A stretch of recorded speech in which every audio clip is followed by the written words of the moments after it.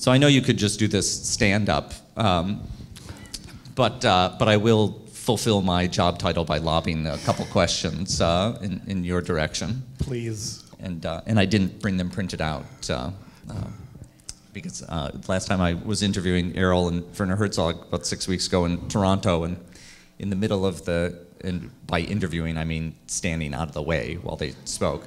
But I did have a list of questions in front of me just to, remind me in case my mind went blank. And in the middle of this conversation, Errol described how the thing he hates the most is when someone shows up with a list of questions. Anyways, Joyce McKinney, tell us about what brings you to the subject of Joyce McKinney. What drew you to her? Initially, a tabloid story that I read in my local hometown newspaper. I live in Cambridge, Massachusetts. This was in the Boston Globe. It was a story about the dog cloning, and it mentioned at the end of the story the 32-year-old Sex and Chains story that was possibly connected to it as well. And it was that combination of A and B which made me want to make the movie. Also, I discovered one of the greatest romantic figures anyone could ever possibly imagine, Joyce McKinney herself. And in that respect, I was very, very, very fortunate. I'm often puzzled. I've read this a fair number of times now, that this is not as important a story as, say, the story of Robert S. McNamara or the story of the photographs at Abu Ghraib.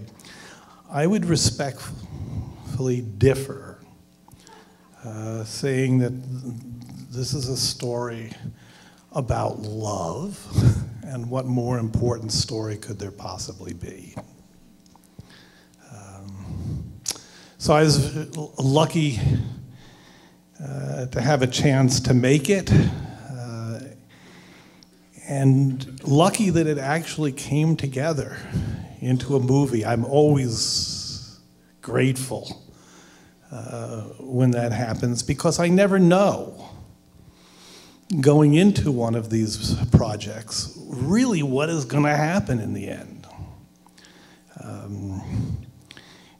It's becoming popular to make documentaries where you really know the beginning, the middle, and the end. You use real people, but still the underlying content of the movie is known well in advance.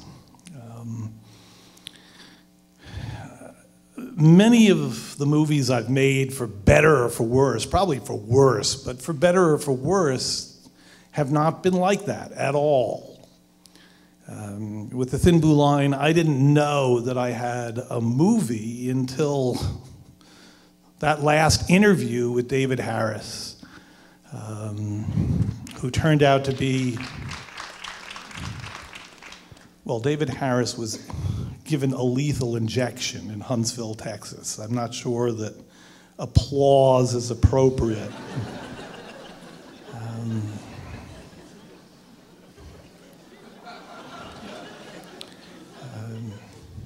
But I didn't know that I had a movie until really the very end of shooting all of this material. And I most certainly didn't know that I had a movie here until all the interviews were done and it was put together.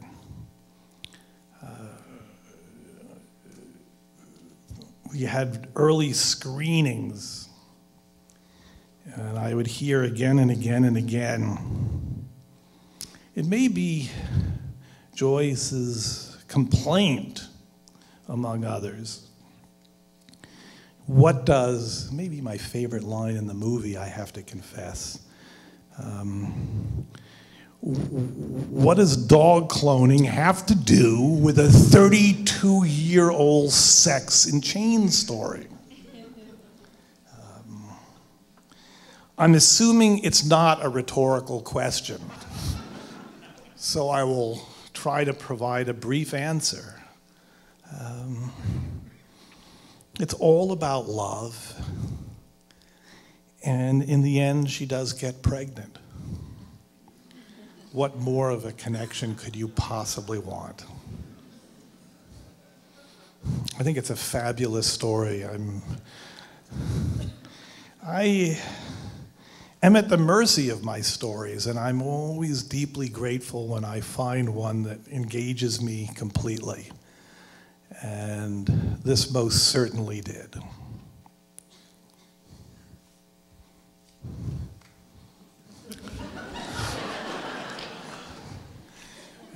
I never know if Errol's pause. See what I mean? If I'm given a lethal injection, will that generate applause as well?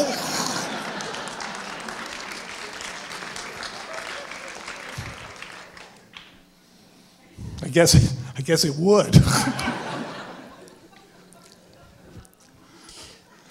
The truth is something that gets a good going over in this film, and what you get out of this film is photographs lie, documents lie, people lie, the press certainly lies, and it raises the question, where do we find the truth? What is the truth? And I wonder, for someone who's been so skeptical at holding a magnifying glass to truth, what it leads you to think about the pursuit of truth?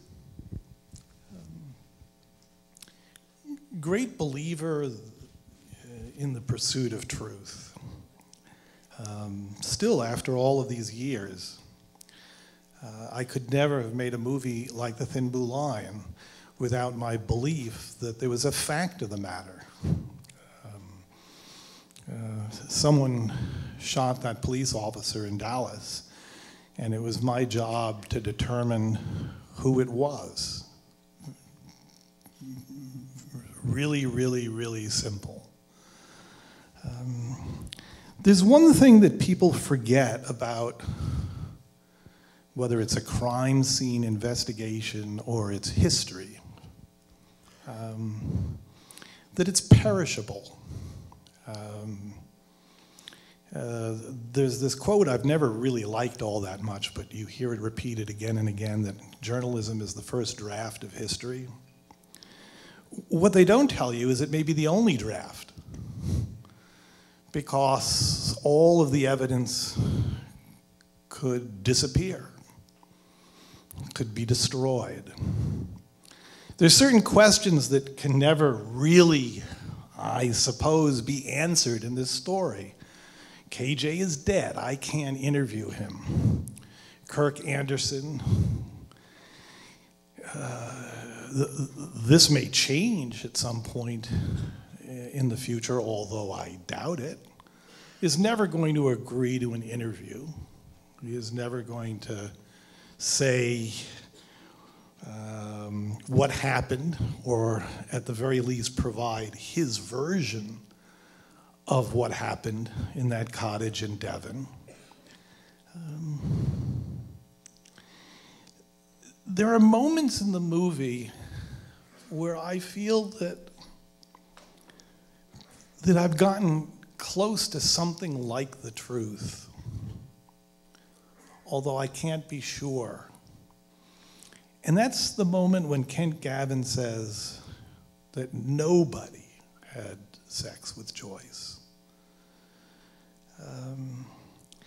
And yes, it's one of the fascinating things about Joyce as a character. Despite all of this tawdriness, the allegations, et cetera, there is something quite virginal, yes, and pure about her.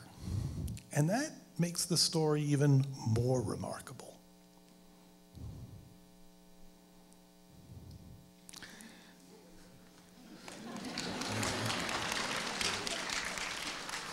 No applause for purity. It's New York City. Errol, this film I've heard you talk about being sort of surprised that it got made so quickly.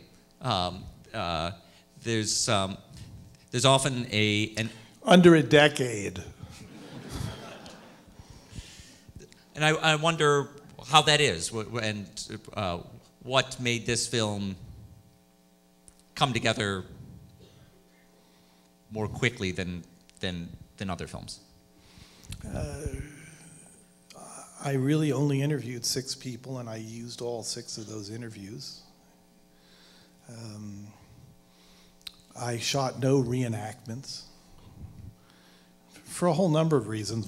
Among them, tired of hearing people complain about reenactments.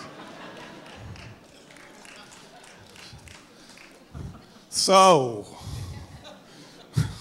for the first time in a long time, reenactment free. And put a big stamp on it, like a USDA stamp.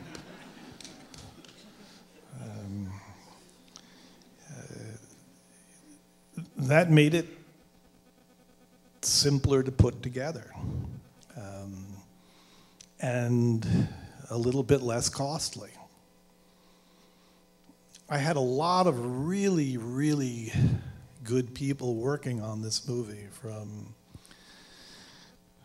John Cusick's score, to Bob Chappell's photography, to Mark Lipson and Julie Alberg, who produced the film. But there are a whole lot of details in this that really worked out well. The graphics were extraordinary.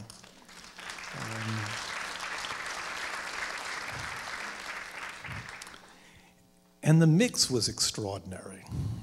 All of the sound effects in this have created a rich tapestry, which goes very, very well with the simplicity of the visuals. So I like the movie. I'm very proud of it. I don't always come away liking something that I've made. Often it takes me a while, but this one I like. And it's really a terrific thing for me to come and see it with an audience, particularly an audience that has responded so enthusiastically. So thank you all very much.